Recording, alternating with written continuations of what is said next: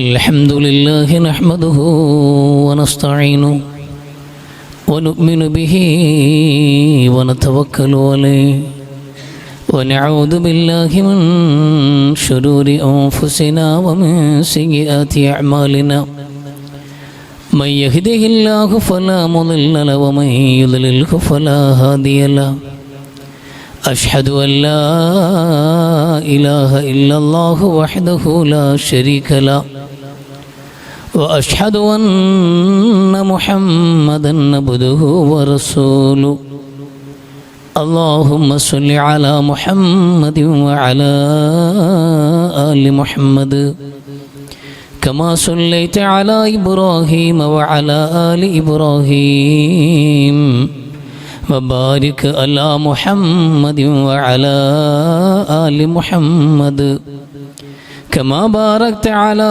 إبراهيم وعلى آل إبراهيم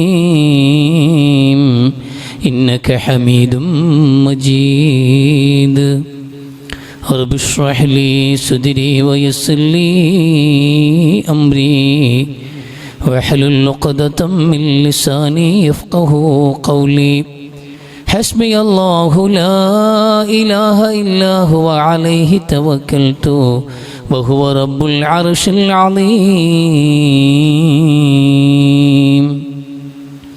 أعوذ بالله من الشيطان الرجيم أفلا ينظرون إلى الإبل كيف خلقت وإلى السماء كيف رفعت وإلى الجبال كيف نصبت وإلى الأرض كيف سطحت يا أيها الذين آمنوا اتقوا الله حق تقاته ولا تموتن إلا وأنتم مسلمون.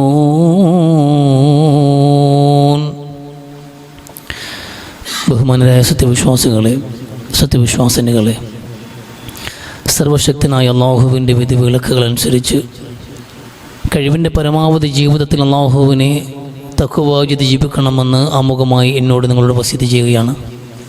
അല്ലാഹു സുബ്ഹാനഹു വ തആല മുത്തഖീങ്ങളോട് ജീവിച്ച് മുസ്ലിമായി മരിക്കാനുള്ള നല്ല തൗഫീഖ് നമുക്ക് എല്ലാവർക്കും നൽകി അനുഗ്രഹിക്കട്ടെ. പ്രിയമുള്ളവരെ, 1993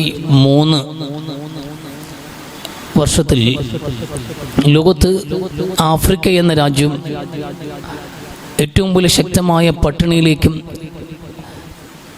ദാരിദ്ര്യത്തിലേക്കും വലിച്ചെറിയപ്പെട്ടൊരു സാഹചര്യമുണ്ടായി.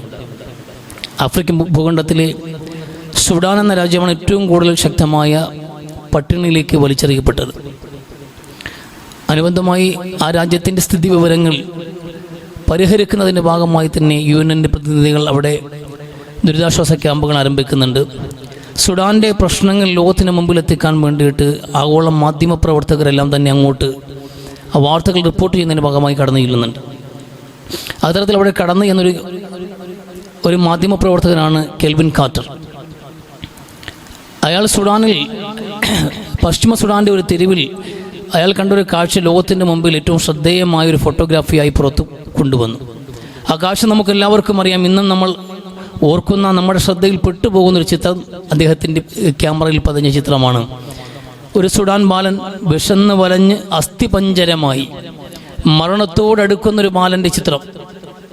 ഏതാനും നിമിഷങ്ങൾക്കപ്പുറത്ത് ഒരു പട്ടിണി മരണം തൻ്റെ മുമ്പിൽ നടക്കുമെന്ന് ആ മനുഷ്യൻ തിരിച്ചറിഞ്ഞൊരു സാഹചര്യം. ഒരു കറുത്തൊരു നീഗ്രോ ബാലൻ, അവൻ്റെ എല്ലാ എല്ലുകളും പുറത്തു കാണുന്നൊരവസ്ഥയിൽ എഴുന്നേറ്റ് നിൽക്കാൻ പോലും കഴിയാതെ അവശനായി ഭൂമിയിലേക്ക് മരിച്ചു വീഴാൻ വേണ്ടി ഒരുങ്ങുമ്പോൾ, ആ കുഞ്ഞു മരിക്കുമ്പോൾ അതിനെ തിന്നാൻ വേണ്ടി അവൻ്റെ പുറകിലിരിക്കുന്ന ഒരു കഴുകൻ, ആ കഴുകൻ ഈ ജഡം തിന്നാൻ വേണ്ടി കാത്തിരിക്കുന്ന കാഴ്ചയും ഇയാൾ കാണുന്നുണ്ട്. ഒരു കഴുകൻ ഒരു മനുഷ്യ കുഞ്ഞ് പട്ടിണി കിടന്ന് മരിക്കുമ്പോൾ അത് തിന്നാൻ വേണ്ടി കാത്തിരിക്കുന്ന ആ ദൃശ്യം സുഡാൻ്റെ ഗതി എത്രത്തോളം പരമ കഷ്ടമാണ് എന്ന് ചിത്രീകരിക്കാൻ ഇതിനേക്കാൾ വലിയൊരു സാഹചര്യമില്ല, അവസരമില്ല എന്ന് കണക്കാക്കി വളരെ ക്ഷമയോടെ കാത്തിരുന്ന് ഈ കുട്ടിയെയും ഈ കഴുകനെയും ഒരേ ഫ്രെയിമിൽ കിട്ടുന്നതിന് വേണ്ടി ഒരുപാട് നേരം അയാൾ കാത്തിരുന്നു, ക്ഷമയോടെ കാത്തിരുന്നു. നേർക്ക് നേർ വന്നു കഴിഞ്ഞപ്പോൾ അയാൾ ആ ചിത്രം പകർത്തിയെടുത്തു.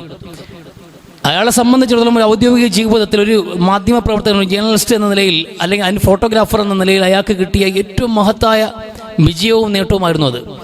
അയാളെ ചിത്രം പകർത്തിയെടുത്തു. വലിയ താമസമില്ലാതെ തന്നെ അമേരിക്കയിൽ ന്യൂയോർക്ക് ടൈംസിനകത്ത് അത് പ്രസിദ്ധീകരിച്ചു വന്നു. ആ ചിത്രം ഈ ന്യൂയോർക്ക് ടൈംസിൽ കൂടെ ആദ്യം പുറത്തു വന്നു. പിന്നെ എല്ലാ മാധ്യമങ്ങളിലേക്കും ലോകത്ത് ആകമാനം ഈ ചിത്രം പുറത്തേക്ക് വരുന്നുണ്ട്. ആ സുഡാൻ്റെ അവസ്ഥ ലോകത്ത് ഞെട്ടലോടെ ഈ ഒരൊറ്റ ചിത്രം കൊണ്ട് മാത്രം ആ ജനത അനുഭവിച്ചു പോകുന്ന സാമ്പത്തിക പ്രതിസന്ധി, കഠിനമായ ദാരിദ്ര്യം, പട്ടിണിയുടെ തീവ്രത ജനങ്ങൾക്ക് മനസ്സിലായിട്ടുണ്ട്. ആഗോളതലത്തിൽ വലിയ സഹായ ഹസ്തങ്ങൾ അവരിലേക്ക് നീണ്ടു. ലോകത്തിൻ്റെ നാനാദിക്കുകളിൽ നിന്ന് സുഡാനിലേക്ക് അവരുടെ ക്ഷേമത്തിന് വേണ്ടി, അവരുടെ നന്മയ്ക്ക് വേണ്ടിയും പുരോഗതിക്ക് വേണ്ടിയിട്ടും കോടിക്കണക്കിന് രൂപയുടെ സംഭാവനകളായി ആ നാട്ടിലേക്ക് എത്തി. പക്ഷെ ഇതൊക്കെ എത്തി ഈ ചർച്ചകൾ ഇവിടെ നടന്നുകൊണ്ടേയിരിക്കുന്നു എന്ന് മാത്രമല്ല, ആ വർഷത്തെ ഏറ്റവും മികച്ച ജേർണലിസ്റ്റിനുള്ള, ഫോട്ടോഗ്രാഫറിനുള്ള പുലിസ്റ്റർ അവാർഡ് കാർട്ടറിന് കൊടുക്കാൻ വേണ്ടി തീരുമാനമാകുന്നു. ആ സമ്മാനവും അയാളെ തേടി വരുന്നുണ്ട്. പക്ഷെ എല്ലാത്തിനും മീതെ സമൂഹത്തിന് മുമ്പിൽ ഉയർന്നു വന്നൊരു ചോദ്യമുണ്ട്, ആ കുഞ്ഞെന്തായി എന്നുള്ളതാണ് പിന്നെ ഉയർന്നു വന്ന ചോദ്യം. അത് ആ നിമിഷത്തിലുള്ള പ്രശ്നങ്ങളെല്ലാം വൈകാരികമായി ജനങ്ങൾ ഏറ്റെടുത്തു. ആ പ്രശ്നം പരിഹരിക്കാൻ വേണ്ടി ആവുന്ന വിധത്തിൽ സഹായിക്കാൻ മനസ്സ് കാണിച്ചു. എല്ലാത്തിനും ഉപരിയായി അവാർഡുകൾ വാങ്ങിക്കാൻ വേണ്ടിയും അംഗീകാരങ്ങളും പ്രശസ്തി പത്രങ്ങളും സ്വീകരിക്കാൻ വേണ്ടിയും കാർട്ടർ കടന്നുപോയ വഴികളിലെല്ലാം ജനങ്ങൾ ചോദിച്ചൊരു ചോദ്യമുണ്ട്, ആ കുഞ്ഞിൻ്റെ അവസ്ഥ എന്തായി, നിങ്ങൾ ആ കുഞ്ഞിനെ എന്ത് ചെയ്തു എന്ന്. ആ ചോദ്യം മനുഷ്യന് മുമ്പിൽ ആവർത്തിക്കപ്പെട്ടുകൊണ്ടിരുന്നു. അയാൾക്ക് ഉത്തരമുണ്ടായിരുന്നില്ല. കാരണം അയാളുടെ ലക്ഷ്യം ആ കുഞ്ഞിൻ്റെ ജീവനായിരുന്നില്ല. ആ കുഞ്ഞിനെ രക്ഷിക്കലോ അല്ലെങ്കിൽ UN-ന്റെ ഏതെങ്കിലും ദുരിതാശ്വാസ ക്യാമ്പിലേക്ക് കൊണ്ടെത്തിക്കലോ ഒന്നും അയാളുടെ ഉദ്യമമേ ആയിരുന്നില്ല. അയാളെ സംബന്ധിച്ചിടത്തോളം ലോകത്തിന് ശ്രദ്ധ പിടിക്കുന്ന ഏറ്റവും മികച്ചൊരു ഫോട്ടോഗ്രാഫറായി താൻ അംഗീകരിക്കപ്പെടുന്ന നിമിഷം, ഒരു പുലിസ്റ്റർ അവാർഡ് മേടിക്കാൻ വേണ്ടി ആ പടവുകൾ കയറുന്നത് ഏതൊരു പത്രമാധ്യമ രംഗത്ത് പ്രവർത്തിക്കുന്ന ഫോട്ടോഗ്രാഫറെ സംബന്ധിച്ചിടത്തോളം അവരാശിക്കുന്ന ഏറ്റവും വലിയ അംബിഷൻ, ഏറ്റവും വലിയ ലക്ഷ്യമായി കൊണ്ടുവരുന്ന ആഗ്രഹം മാത്രമേ മുമ്പിലുണ്ടായിരുന്നുള്ളൂ. അതുകൊണ്ട് അയാൾ ഔദ്യോഗികമായി അയാളുടെ ഡ്യൂട്ടി പൂർത്തീകരിച്ചു. ആ ചിത്രം പകർത്തി അയാൾ കടന്നുപോയി. എന്നതിനപ്പുറത്ത് ആ കുഞ്ഞിനെ ആ കഴുകൻ തിന്നു, ആ കുഞ്ഞിൻ്റെ വിശപ്പടങ്ങിയോ, അതേ കഴുകൻ്റെ വിശപ്പടങ്ങിയോ എന്ന ചോദ്യത്തിന് മറുപടി ഉണ്ടായിരുന്നില്ല. ആ മനുഷ്യൻ ശക്തമായ വിഷാദത്തിലേക്ക് തള്ളപ്പെട്ടു. ഈ ചോദ്യത്തിന് ഉത്തരമില്ല. ഒരു നിമിഷത്തെ മനസ്സാക്ഷിയില്ലായ്മ കാരണം ആ മനുഷ്യൻ വലിയ പ്രതിസന്ധി അനുഭവിക്കുന്നുണ്ട്. ഒരു വർഷം 93-ാമത്തെ വയസ്സിൽ ആ ചെറുപ്പക്കാരൻ അയാൾ ആത്മഹത്യ ചെയ്തു. അയാൾക്ക് ജീവിക്കാൻ കഴിയുമായിരുന്നില്ല. ആ ഒരു ദുഃഖവും പേറിക്കൊണ്ട് ആ മനുഷ്യന് മുന്നോട്ട് പോകാൻ കഴിയുമായിരുന്നില്ല. അവിടെ ഞാൻ ഈ സംഭവം പറഞ്ഞത്, നമ്മുടെ മുമ്പിൽ വന്ന ഏറ്റവും ഒരു ബ്രില്യൻ്റ് ആയ ഒരു മനുഷ്യൻ്റെ ഇടപെടൽ കൂടെ ഒരു രാജ്യത്തിൻ്റെ പ്രശ്നം ഒരൊറ്റ ചിത്രത്തിലൂടെ നമ്മുടെ മുമ്പിൽ കൊണ്ടുവന്ന ഒരു ചിത്രമാണ്, ഒരു കാഴ്ചയാണത്. ആ കാഴ്ച നേരിട്ട് കണ്ട അയാളും അത് ഈ മാധ്യമങ്ങളിലൂടെ ഇന്നും കണ്ടുകൊണ്ടിരിക്കുന്ന നമ്മളും ഈ കാഴ്ചകളെ എങ്ങനെ നോക്കിക്കാണുന്നു എന്നതാണ് കാര്യം. ഓരോ കാഴ്ചകളും നമുക്കുണ്ടാക്കുന്ന ഒരു കാഴ്ചപ്പാടുണ്ട്. ആ കാഴ്ചപ്പാട് എന്താകണമെന്ന വിഷയത്തിലാണ് വിശുദ്ധ ഇസ്ലാം വളരെ ഗൗരവത്തോടുകൂടി എപ്പോഴും സംസാരിച്ചു കൊണ്ടിരിക്കുന്നത്. ഈ നമ്മൾ കാണാത്ത കാഴ്ചകൾ, നമ്മുടെ മുമ്പിൽ ഒരുപാട് കാഴ്ചകളുണ്ട്. ഈ ഓരോ കാഴ്ചകളുടെയും ഉള്ളുകളിലേക്ക് കടന്നു ചെല്ലാൻ, ആ കാഴ്ചകൾ ഓരോന്നും നമ്മളെ ചിന്തിപ്പിക്കാൻ, ആ കാഴ്ചകളിലൂടെ ഓരോന്ന് പഠിക്കാൻ, അതൊക്കെ ഉൾക്കൊള്ളാൻ, അതിലൂടെ ഒരു കാഴ്ചപ്പാടുണ്ടാക്കിയെടുക്കാൻ നമ്മളെ കൊണ്ട് കഴിയണം. ഒരു കല്ല്, നമ്മൾ നടന്നു പോകുന്ന വഴിയിൽ അപകടകരമായ റോഡിൽ ഒരു കല്ല് കിടക്കുമ്പോൾ ആ കല്ലിൽ എല്ലാവരും കാണും, എല്ലാ മനുഷ്യരും ചിലപ്പോൾ കാണും. ആ വഴിയിലൂടെ നടന്നു പോകുന്ന ഓരോ മനുഷ്യനും കാണും. പക്ഷെ ഓരോ മനുഷ്യനും ആ കല്ല് കാണുമ്പോഴും ആ കാഴ്ചയുടെയും വ്യത്യാസം എന്നുള്ള കാഴ്ചപ്പാടുകൾ തീരുമാനിക്കുന്നതാണ്. ഒരു കല്ലിവിടെ കിടക്കുമ്പോൾ ഇത് അപകടകരമായി കിടക്കണം. ഒരു 2 വീലർ വന്നാൽ, മിക്കവാറും 2 വീലർ വന്ന് കയറുകയാണെങ്കിൽ ഇവിടെ മറിഞ്ഞു വീഴും. എന്നാൽ പിന്നെ നിന്ന് കാണാമെന്ന് കണക്കാക്കുന്നവരുണ്ടാകും. അത് അലസമായി കണ്ടിട്ടും കാണാത്തതുപോലെ കടന്നു പോകുന്നവരുണ്ടാകും. എന്നാൽ ഇതിവിടെ കിടന്നാൽ ഒരു പാവപ്പെട്ടവൻ മറിഞ്ഞു വീഴാൻ ഇത് മതിയാകുമെന്ന് കണക്കാക്കിയിട്ട് അത് മാറ്റിയിടണമെന്നുള്ള ഉത്തരവാദിത്വ ബോധത്തോടെ നോക്കുന്നവനും ഉണ്ടാകും. അത് മാറ്റിയിട്ട് കടന്നു പോകുന്നവനുണ്ട്. അവന്റെ പേരാ മുഅ്മിൻ. അവന്റെ പേരാണ് മുഅ്മിൻ എന്ന്. ഇന്നൽ ഈമാനി ബിദ്ഉൻ വസബഊന ശുബ അഫ്ളലുഹാ ഖൗലു ലാ ഇലാഹ ഇല്ലല്ലാഹ് വഅദ്നാഹാ ഇമാതത്തുൽ അദാ അനി ത്വരീഖ് എന്ന് പുണ്യ നബി സ്വല്ലല്ലാഹു അലൈഹി വസല്ലമ. നമ്മൾ കണ്ടൊരു കാഴ്ച അത് എത്ര മഹത്തായ ഒരു കാഴ്ചപ്പാടായി രൂപപ്പെടുമ്പോഴാണ് നിങ്ങൾ മുഅ്മിനാവുന്നത് എന്ന് വിശുദ്ധ പ്രവാചകർ സ്വല്ലല്ലാഹു അലൈഹി വസല്ലം. നിങ്ങൾ വഴിയിൽ കണ്ടൊരു കല്ല് കണ്ടിട്ട് കടന്നുപോയാൽ എവിടെയാണ് നിങ്ങൾ മുഅ്മിനാവുക? ഈമാന്റെ ഏറ്റവും ചെറിയ പടവാണ്, ഏറ്റവും താഴെ തട്ടിലുള്ള ഒരു കാര്യമാണ്. അപകടകരമായ ഒരു അവസ്ഥയിൽ ഒരു കല്ല് പോലും വഴിയിൽ കിടക്കുമ്പോൾ അത് മാറ്റിയിടാനുള്ള ഉത്തരവാദിത്വ ബോധം നിന്റെ കാഴ്ച ഈ നിലയിലുള്ള ഒരു കാഴ്ചപ്പാടുണ്ടാക്കുമ്പോഴാണ് നിന്റെ പേര് മുഅ്മിൻ എന്ന് മുഹമ്മദ് നബി സ്വല്ലല്ലാഹു അലൈഹി വസല്ലമ. നമ്മൾ കാണുന്ന ഓരോ കാഴ്ചകളും ഒരു കാഴ്ചപ്പാട് രൂപപ്പെടുക എന്നുള്ളതല്ല. നമ്മൾ വിശ്വാസങ്ങൾ, നമ്മളെ സ്വാധീനിക്കുന്ന വിശ്വാസങ്ങൾ, അത് കണക്ക് നമ്മളെ ഓരോ കാഴ്ചകൾ നമുക്കുണ്ടാക്കുന്ന കാരുണ്യം, സഹതാപം, ഇതെല്ലാം നമ്മുടെ കാഴ്ചകൾ നിർണ്ണയിക്കുന്നതാണ്. അതിൽ അത്ഭുതമുണ്ട് മനുഷ്യരെ, ഓരോ കാഴ്ചയിലും അത്ഭുതമുണ്ട്. കണ്ണ് എന്ന അനുഗ്രഹം നമുക്ക് നൽകി നമുക്ക് കാണാൻ സുന്ദരമായ കാഴ്ചകളും അല്ലാഹു ഒരുക്കി. എത്ര വർണ്ണാഭമാണ് ഈ ലോകം എന്നുള്ളത്. എത്ര മനോഹരമായിട്ട് നമുക്ക് ചുറ്റും അല്ലാഹു എല്ലാത്തിനും സംവിധാനിച്ചിട്ടുണ്ട്. അൽവാനിക്കും നിങ്ങളുടെ നിറങ്ങൾ പോലും വ്യത്യസ്തമാക്കിയില്ല അല്ലാഹു. സുബ്ഗത്തുല്ലാഹി വമൻ അഹ്സനു മിനല്ലാഹി സുബ്ഗതൻ വനഹ്നു ലഹു ആബിദൂൻ എന്ന് അല്ലാഹുവിന്റെ ക്രിയേഷൻ, അല്ലാഹുവിന്റെ വർണ്ണ സംവിധാനം, വർണ്ണവിസ്മയം എന്നുള്ളത് എത്ര അത്ഭുതകരമാണ് എന്ന് ആ റബ്ബിനെയാണല്ലോ നമ്മൾ ആരാധിക്കുന്നത് എന്നതിൽ നമുക്ക് അഭിമാനിക്കാമെന്ന് വിശുദ്ധ ഖുർആന്റെ പ്രയോഗം. അത്ര മനോഹരമായി നമുക്ക് ചുറ്റും ഭൂമിയെ സംവിധാനിച്ചു, അതിലേക്ക് നമ്മൾ നോക്കണ്ടേ? നമുക്ക് ചുറ്റും കുറെ മനുഷ്യരെ അല്ലാഹു സംവിധാനിച്ചു, അതിലേക്ക് നമ്മൾ നോക്കണ്ടേ? ഓരോന്നിനും ഈ കാഴ്ചകൾ ഓരോന്നും നമുക്ക് പാഠമാണ്. ഈ കാഴ്ചകൾ ഓരോന്നും നമ്മളെ കാഴ്ചപ്പാടിൽ രൂപപ്പെടുത്താൻ മാത്രം പര്യാപ്തമാണ്. പക്ഷെ നിങ്ങൾ എന്തുകൊണ്ടൊന്നും നോക്കുന്നില്ല? സൂക്ഷ്മമായി നിങ്ങളൊന്നും നോക്കുന്നില്ല. നമ്മൾ എന്തൊക്കെയോ കണ്ട് കണ്ട് കടന്നു പോവാണ്. ഒന്നിലും നമ്മുടെ കണ്ണുടക്കുന്നില്ല. ഈ കണ്ണുകൾ, നിങ്ങളുടെ കണ്ണുകളൊന്നും കണ്ണുകൾ തുറന്ന് കാണുന്നില്ല, നെഞ്ചുകൾ തുറന്ന് കാഴ്ചകൾ പതിയട്ടെ മനുഷ്യരെ എന്ന്. നിങ്ങൾ ഒട്ടകങ്ങളിലേക്ക് നോക്കുന്നില്ലേ എന്ന് ഖുർആൻ. ഒട്ടകങ്ങളിലേക്ക് നിങ്ങൾ നോക്കുന്നില്ലേ എന്ന് വിശുദ്ധ ഖുർആൻ. നിങ്ങൾ ആകാശത്തിലേക്ക് നോക്കുന്നില്ലേ എന്ന്. തൂണില്ലാത്ത പന്തൽ പോലെ അതിനെ മനോഹരമായി സംവിധാനിച്ചവൻ. കൈഫ റുഫിഅത്ത്, അതെങ്ങനെ ഉയർത്തപ്പെട്ടു എന്ന്. വൈലൽ ജിബാലി കൈഫ സുത്തിഹത്ത്, എങ്ങനെയാണ് പർവ്വതങ്ങളെ ആണി പോലെ സ്ഥാപിക്കപ്പെട്ടത് എന്ന്. വൈലൽ അർളി സുത്തിഹത്ത്, എങ്ങനെയാണ് ഭൂമി പരത്തപ്പെട്ടത് എന്ന്. അങ്ങനെ ഓരോന്നും. ആകാശത്തിലേക്ക് നിങ്ങൾ നോക്കുന്നില്ലേ? നിങ്ങൾ ഭൂമിയിലേക്ക് നോക്കുന്നില്ലേ? പർവ്വതങ്ങളിലേക്ക് നോക്കുന്നില്ലേ? നിങ്ങൾ ഒട്ടകങ്ങളിലേക്ക് നോക്കുന്നില്ലേ എന്ന് ഖുർആൻ ചോദിക്കാണ്. എന്താ അങ്ങനെ ചോദിക്കാൻ കാര്യം? ഏകകോശ ജീവി എന്ന് പറയുന്ന അമീബ നമ്മളെ കണ്ണുകൊണ്ട് സാധാരണ കാണാൻ കഴിയാത്ത അങ്ങനെ ഏതെങ്കിലും ജീവിവർഗമാണ്? ഉറുമ്പിനേക്കാൾ ചെറുത്, സൂക്ഷ്മമായി മാത്രം നിരീക്ഷിച്ചാൽ മാത്രം കാണുന്ന അത്രയും ഗോപ്യമായിരിക്കുന്ന സംഗതിയാണോ ഒട്ടകം എന്നുള്ളത്, അല്ലെങ്കിൽ പർവ്വതങ്ങൾ എന്നുള്ളത്, ഈ നീലാകാശം എന്നുള്ളത്? ഈ വിശാലമായ ആകാശവും ഈ ഭൂമിയും ഈ കാണുന്ന ഒട്ടകങ്ങളും ഒക്കെ നമ്മൾ നോക്കുന്നില്ലേ, നിങ്ങൾ കാണുന്നില്ലേ എന്ന് ചോദിക്കാൻ അത്രയും ചെറിയ രൂപമല്ലല്ലോ ഇതിനുള്ളത്. ആ നോട്ടം സാധാരണ നോട്ടമല്ല. നിങ്ങൾ ഗഹനമായി ചിന്തിക്കുന്ന, പഠിക്കുന്ന, പാഠം ഉൾക്കൊള്ളുന്ന വിധത്തിൽ എന്തുകൊണ്ട് നീ നോക്കുന്നില്ല? ജീവശാസ്ത്രം എന്നുള്ള വലിയ മേഖലയിലേക്ക് വഴി കാണിക്കുന്നു വിശുദ്ധ ഖുർആൻ. അതിലേക്ക് തന്നെ എല്ലാ ജീവിവർഗങ്ങളും അത്ഭുതകരമായ സൃഷ്ടിപ്പാണ്. ആ സൃഷ്ടിവർഗങ്ങളിൽ ഒട്ടകം തന്നെ സവിശേഷമായ സൃഷ്ടിപ്പാണ്. അതിലേക്ക് നിങ്ങൾ നോക്കുന്നില്ലേ എന്ന് ആ നോട്ടങ്ങൾ നിങ്ങൾ ചിന്തിപ്പിക്കും. റബ്ബന അമ്മാ ഖലഖത ഹാദാ ബാത്തില, പടച്ചവനെ ഇതൊന്നും നീ ബാത്തിലായി സൃഷ്ടിച്ചിട്ടില്ല എന്ന്. ഇന്ന ഫീ ഖൽഖിസ് സമാവാതി വൽ അർളി വഖ്തിലാഫിൽ ലൈലി വൻ നഹാർ, ആകാശഭൂമികളുടെ സംവിധാനത്തിൽ രാപ്പകലുകൾ കടന്നു പോകുന്നതിൽ, അങ്ങനെ ഓരോന്നിലും അള്ളാഹുവിന്റെ ദൃഷ്ടാന്തങ്ങളാണ്. നമുക്ക് ചുറ്റുമുള്ള ഓരോ സംവിധാനങ്ങളും, നമ്മുടെ ശരീരത്തിന്റെ സൃഷ്ടിപ്പ് പോലും അത്ഭുതകരമാണല്ലോ മനുഷ്യരെ. അങ്ങനെ ഓരോന്നും സൃഷ്ടിപ്പിന്റെ അത്ഭുതങ്ങളിലേക്ക്, അതിന്റെ ആശ്ചര്യങ്ങളിലേക്ക്, അതിന്റെ ഉള്ളടക്കങ്ങളിലേക്ക് ഒരു മനുഷ്യൻ ചിന്തിച്ചു പോയാൽ ആ ചിന്തകൾ മനുഷ്യനെ കൊണ്ടെത്തിക്കുന്നത് അള്ളാഹുവിന്റെ ഏകത്വത്തിലേക്കും അസ്തിത്വത്തിലേക്കുമാണ്. അതാ ഖുർആൻ ചിന്തിക്കാൻ പറയുന്നത്. നിങ്ങൾ എന്തുകൊണ്ട് ചിന്തിക്കുന്നില്ല എന്ന്? നിങ്ങളുടെ നോട്ടങ്ങൾ ചിന്തയുള്ള നോട്ടങ്ങളാകണം. നിങ്ങളെന്താ കാണുന്നില്ല? ഇത് നിങ്ങളിതൊന്നും കാണുന്നില്ല എന്ന് ഖുർആൻ ചോദിക്കുന്നത്.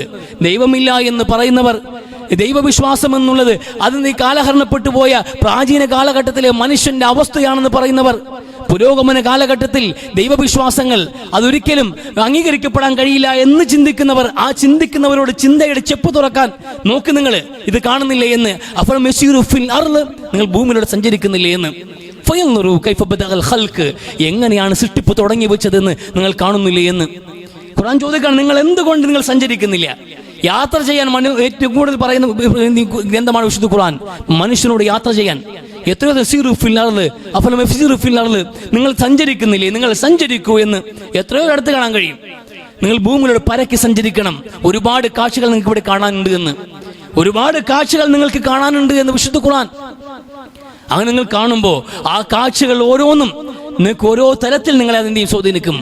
കാണുന്ന കണ്ണുകൾ പലതാകുമ്പോൾ കാഴ്ചകളും പലതായി മാറുകയാണ്. ഒരു കാഴ്ചകൾ ഒന്നായിരിക്കാം, പക്ഷെ കാഴ്ചപ്പാടുകൾ വ്യത്യസ്തമായിക്കൊണ്ടേയിരിക്കും.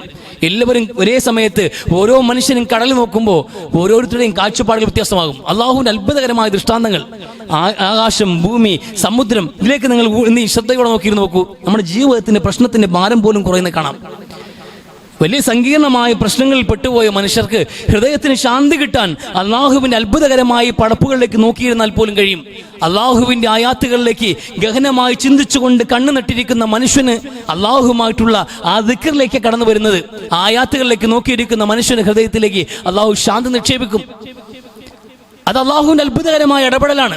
ആലോചിച്ച് നോക്കും മനുഷ്യൻ, നമ്മൾ ഒരു കടൽ തീരത്ത് പോയി കടലിലേക്ക് നോക്കിയിരിക്കുമ്പോൾ, അതിന് നീലിമയിലേക്ക് നോക്കിയിരിക്കുമ്പോൾ, അതിന്റെ അത്ഭുതങ്ങളിലേക്ക് നോക്കാൻ ആലോചിക്കേണ്ടത് എങ്ങനെയാണ് ഉണ്ടായതെന്ന്. ഇതിനെങ്ങനെയാണ് സംവിധാനിക്കുന്നതെന്ന് ഒന്നിനു പുറകെ ഒന്നായി കടന്നു വരുന്ന അലമാലകളെ കുറിച്ച്, അതിലൂടെ സഞ്ചരിക്കുന്ന ജീവിവർഗങ്ങളെ സംവിധാനിച്ചതിനെ കുറിച്ച്, അങ്ങനെ ഓരോന്നും ആലോചിക്കുമ്പോൾ നമുക്ക് വലിയ ആശ്വാസം കിട്ടും. അതിലൊക്കെ ഈ ചിന്തകൾ നമുക്ക് വലിയ ആശ്വാസം നൽകും, പ്രത്യാശ നൽകും, പ്രതീക്ഷ നൽകും. അങ്ങനെ നോക്കാൻ പറയണം. അത് നമ്മുടെ വിശ്വാസവും ബലപ്പെടുത്തും. ഇതെങ്ങനെ കൈഫ ബദഅൽ ഖൽഖ്, ഇതെങ്ങനെ താനേ ഉണ്ടായതല്ലോ, ഇതൊക്കെ ആരാ സംവിധാനിച്ചത്, ഇതിന്റെ പിറകിൽ ശക്തി ഉണ്ട് എന്നൊരു ബോധം നമുക്കുണ്ടാകും, ആ വിശ്വാസം നമുക്കുണ്ടാകും. അതാ ഖുർആൻ പറയുന്നത്. അത് നമുക്ക് വലിയ പ്രതീക്ഷയാണല്ലോ. ഇതൊക്കെ സംവിധാനിച്ച ഒരാൾ, ഇതൊക്കെ തുടങ്ങി വെച്ച ഒരാൾ, അതാ റബ്ബ്. ഭൂമിയിലേക്ക് നോക്കാനുള്ള പറഞ്ഞ നിങ്ങൾ കൈഫ യുഹൈൽ അർള ബഅദ മൗതിഹാ എന്ന് നിങ്ങൾ കാണുന്നില്ലേ പ്രവാചകരെ? സമൂഹത്തോട് പറയാൻ അവർ കാണുന്നില്ലേ എന്ന്. എന്താ കാണുന്നില്ലേ എന്ന്? നിർജീവമായി പോയ മരിച്ചു കിടക്കുന്ന ഭൂമികളെ അല്ലാഹു സജീവമാക്കുന്നത് നിങ്ങൾ കാണുന്നില്ലേ എന്ന്. നിർജീവമായി പോയ ഭൂമികളെ പോലും മൂഷരമായി കിടക്കുന്ന മൺതരികളിലേക്ക് മഴ വർഷിപ്പിച്ചിട്ട് അവിടെ പച്ചപ്പ് കൊണ്ട് മനോഹരമാക്കുന്ന പടച്ചവന്റെ സംവിധാനം നിങ്ങൾ കാണുന്നില്ലേ എന്ന്. എല്ലാം നഷ്ടപ്പെട്ടിട്ട് ഇനി എനിക്ക് ജീവിതമേ ഇല്ല, എല്ലാം നഷ്ടപ്പെട്ടു, ഞാൻ പരാജയപ്പെട്ടു, ഞാൻ സങ്കടങ്ങളിലേക്ക് വലിച്ചെറിയപ്പെട്ടു, ഇനി എനിക്ക് പ്രതീക്ഷയില്ല എന്ന് കണക്കാക്കുന്ന മനുഷ്യർക്ക് മുമ്പിൽ പോലും പ്രതീക്ഷയുടെ കവാടം തുറന്നു വെക്കുന്ന കാഴ്ചയാണ് ഭൂമിയിൽ അല്ലാഹു സംവിധാനിക്കുന്നത്. നിർജീവമായ ഭൂമിയെ സജീവമാക്കിയവന് മനുഷ്യ ആ ഭൂമിയിൽ ഇവിടെ ഓരത്ത് ജീവിക്കുന്ന കേവലം ഒരേ ഒരു മനുഷ്യനായി നിന്റെ പ്രശ്നങ്ങൾ പരിഹരിക്കാൻ, നിന്റെ ജീവിതത്തിൽ പച്ചപ്പ് കൊണ്ടുവരാൻ അല്ലാഹുവിന് ഇത്ര എളുപ്പമുള്ള കാര്യമാണ് എന്ന്. അത് വലിയ പ്രതീക്ഷയാണ്. എത്ര വലിയ സങ്കീർണമായ പ്രശ്നങ്ങൾ ജീവിക്കുന്ന മനുഷ്യനും ഈ ഭൂമിയിലേക്ക് നോക്കുമ്പോൾ അവന് ആശ്വാസം കിട്ടും, പ്രതീക്ഷയുണ്ടാകും, പ്രത്യാശയുണ്ടാകും അത്തരത്തിൽ നോക്കാൻ. അങ്ങനെ അത് മാത്രമല്ലല്ലോ, ധിക്കാരിയായി ജീവിക്കുമ്പോൾ, എല്ലാം മടക്കി വേണമെന്ന് കണക്കാക്കി ജീവിക്കുമ്പോൾ അക്രമകാരികളെല്ലാം എങ്ങനെയാണ് നശിച്ചു പോയതെന്ന് നിങ്ങൾ കാണണ്ടേ. യാത്ര ചെയ്യാൻ പറഞ്ഞപ്പോൾ രണ്ടുണ്ട് കാര്യം. രണ്ടാമത്തെ കാര്യം ഇതാണ് പ്രധാനമായിട്ടും. കടന്നു പോകുന്ന വഴികളിൽ ഓരോന്നും ഇന്ന് നമ്മൾ കാണാതെ ഇരിക്കുന്ന ഒരു സമൂഹത്തിനെയും ചരിത്രം പറയാനുണ്ട്. ഓരോ മൺതരികൾക്കും നിങ്ങൾ കടന്നു പോകുന്ന വഴികളിൽ ഒരുപാട് ചരിത്ര ഭൂമികകളുണ്ട്, അതിനൊക്കെ ഒരുപാട് കഥകൾ പറയാനുണ്ട്. കടന്നുപോയ മനുഷ്യർ, അവർ ഈ ഭൂമി അഴിച്ചുവിട്ട അക്രമങ്ങൾ, അവർ നടത്തിയ അരാജകത്വങ്ങൾ, അധികാരം കൊണ്ടും ആൾബലം കൊണ്ടും അവർ ഇവിടെ ഉണ്ടാക്കിയിട്ടുള്ള അക്രമങ്ങൾ എല്ലാത്തിനെയും അവസാനിപ്പിച്ച് അല്ലാഹുവിന്റെ നടപടി വന്നുപോയത് നിങ്ങൾ കാണുന്നില്ലേ എന്ന്. ആദ്യം സമൂഹമടക്കമുള്ള ആൾക്കാർ, ഫറോവയും നമ്രൂദും അടക്കമുള്ളവർ, അവരൊക്കെ കടന്നുപോയ ഭൂമിയാണിത്. ഈ ഭൂമിയിൽ അവരൊക്കെ പാഠം പഠിപ്പിക്കപ്പെട്ടിട്ടുണ്ട്. അതങ്ങ് നിങ്ങൾ കാണുന്നില്ലേ എന്ന് വിശുദ്ധ ഖുർആൻ. അങ്ങനെ തകർക്കാൻ അല്ലാഹുവിന് കഴിയും, വളർത്താനും അല്ലാഹുവിന് കഴിയും. ഈ കാഴ്ചകളെല്ലാം ഈ ഭൂമിയിൽ അവശേഷിക്കുന്നത് നിങ്ങൾക്ക് പാഠമായിട്ടാണെന്ന് വിശുദ്ധ ഖുർആൻ. ഒരുപാട് കാഴ്ചകളുണ്ട് മനുഷ്യരെ. ഇതൊക്കെ കണ്ണ് തുറന്ന് കാണണം, നെഞ്ചു തുറന്ന് കാണണം. അങ്ങനെ കാണുമ്പോൾ ഈ ഓരോ കാഴ്ചകളും നമുക്ക് ഒരുപാട് ആശ്വാസം നൽകും, പ്രതീക്ഷ നൽകും, വിശ്വാസം നൽകും. അതോടൊപ്പം തന്നെ നമുക്ക് വലിയ മുന്നറിയിപ്പുകൾ നൽകും. അത് മാത്രമല്ലല്ലോ കാഴ്ചകൾ, നമുക്ക് ചുറ്റുമുള്ള മനുഷ്യരെ കൂടി കാണണ്ടേ. നമുക്ക് ചുറ്റുമുള്ള മനുഷ്യരെ കൂടി കാറ്ററിന് പറ്റിയതുപോലെ ഒരു കാഴ്ചപ്പാടിന്റെ പ്രത്യേകത നമുക്ക് ഒരിക്കലും ഉണ്ടാകാൻ പാടില്ല. നമ്മുടെ മുമ്പിൽ വിശന്നിരിക്കുന്ന ഒരു കുഞ്ഞ് മരണത്തോട് മല്ലിടുമ്പോൾ അതിനെ കഴുകൻ തിന്നാൻ പോകുന്ന നിമിഷങ്ങൾക്കപ്പുറത്തേക്ക് നമ്മൾ അവിടെ ഒരു ജേർണലിസ്റ്റായി മാറാൻ പാടില്ല.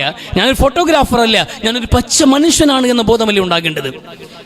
ആ കുഞ്ഞിനെ വാരിയെടുക്കാൻ കയ്യിലുള്ള വെള്ളമാണെങ്കിലും ഭക്ഷണമാണെങ്കിലും അല്പം അവന് വേണ്ടി പങ്കിടാൻ, എന്നിട്ട് എത്രയും വേഗം ജീവൻ രക്ഷിക്കാൻ ആവശ്യമായ നടപടികൾ സ്വീകരിക്കുന്ന മാനുഷികമായ കാഴ്ചപ്പാട്, അതാണ് വേണ്ടത്.